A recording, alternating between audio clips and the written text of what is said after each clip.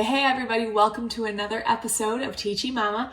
I'm on my own because Elena is out having fun with her dad, but I need to hurry because it's starting to rain, so I have a feeling they're going to come back soon and they're going to be ready for a nice warm dinner.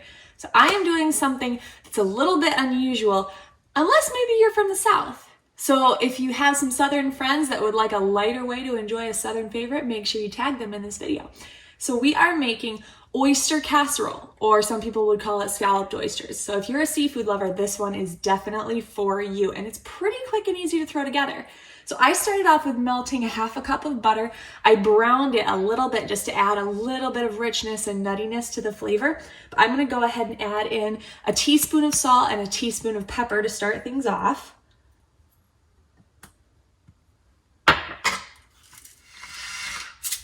All right. And now I'm going to go in with something that's just going to add a little bit of an extra pop of flavor, and that is a full tablespoon of smoked paprika, and that is just going to really elevate this entire flavor profile of the breading in this casserole.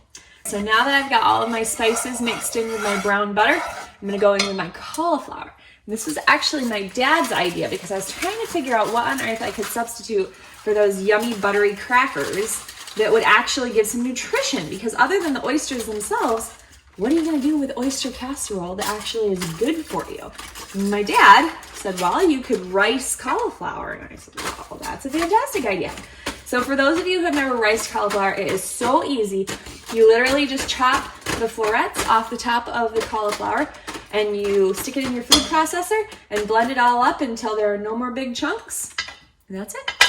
Now, I did throw it in the oven for probably about half an hour at 350 just to make sure that it had a nice, yummy, deep roasted flavor, but you wouldn't have to do that. So, I had about a cup of cauliflower that came from one whole head of cauliflower, 1 cup of riced cauliflower. Now, I'm going to go in with about 2 cups of oatmeal because I don't want it to be super soggy. I want it to actually be a little bit dry, so that it'll crisp up, because at the very end we're going to be pouring some liquid over the entire casserole, and so the breading itself really can't be too wet to begin with, or else it's going to be more of a soup than a casserole. So I am mixing in my 2 cups of oatmeal with my 1 cup of riced cauliflower with my half a cup of butter and salt and pepper and smoked paprika, and it is looking just right. My oatmeal has taken on the color of the butter and the paprika, but it's by no means saturated. And now we can move on to actually building our casserole. So we're gonna start with about 1/4 of our breading mixture, and I'm gonna go ahead and just sprinkle that right into the bottom of my 9x13 casserole dish. Looks good, you don't need too much down there. Now I'm gonna go in with 1/3 of my oysters. Now what I have is just about a quart of just plain washed whole oysters. You could chop these up if you're not a fan of the big chunks. My family likes the big chunks, and so I leave them whole, but you could easily chop these up. So there's 1/3 of our oysters, and we're just gonna repeat this with the breading and the oysters until we've used up all of our ingredients.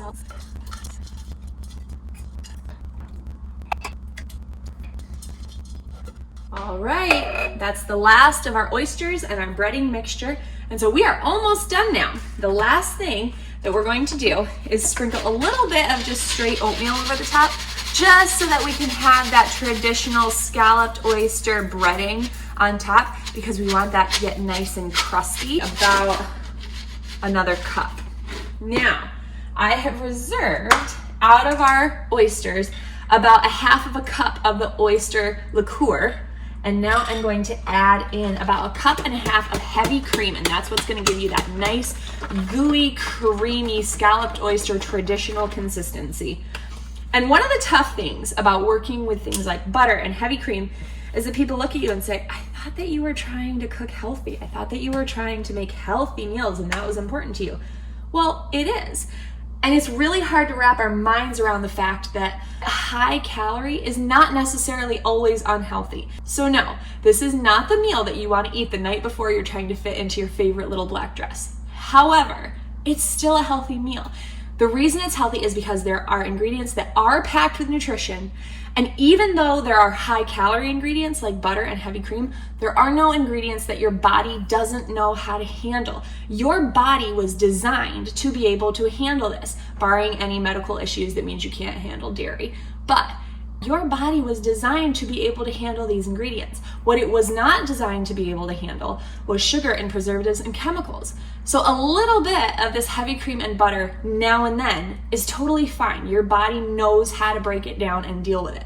Just don't go overboard. So we're going to go ahead and add in about 1.5 cups of heavy cream. So we're going to have a total of 2 cups here of liquid.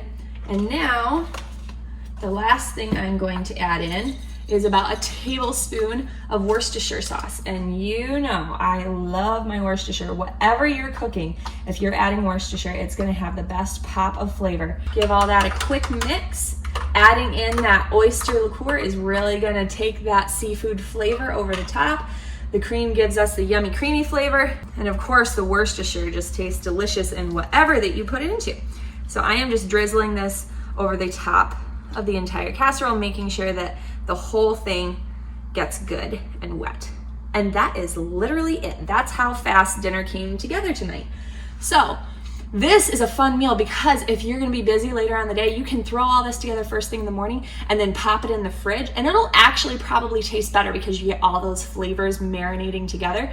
Just make sure if you do that you take it out of the fridge and let it rest for 20 minutes or half an hour before you throw it into the oven to make sure that everything's ready to cook. But whether you do that or whether you just throw it in the oven right now like I'm going to do, all you need to do is pop it in at 350 for about half an hour. You're gonna see that the oatmeal on top is gonna get nice and crusty, and then you'll see that the liquid in the casserole itself is gonna start to get bubbly and thick and nice, and that's exactly what you wanna see. So thank you so much for watching another episode. Make sure to tag those Southern friends to see what they think of a lighter version of this classic dish. And make sure that you like and share this video with all of your friends so that they can all see that it's not very hard to make sure that everything you eat is on purpose. Thanks again. Bye-bye.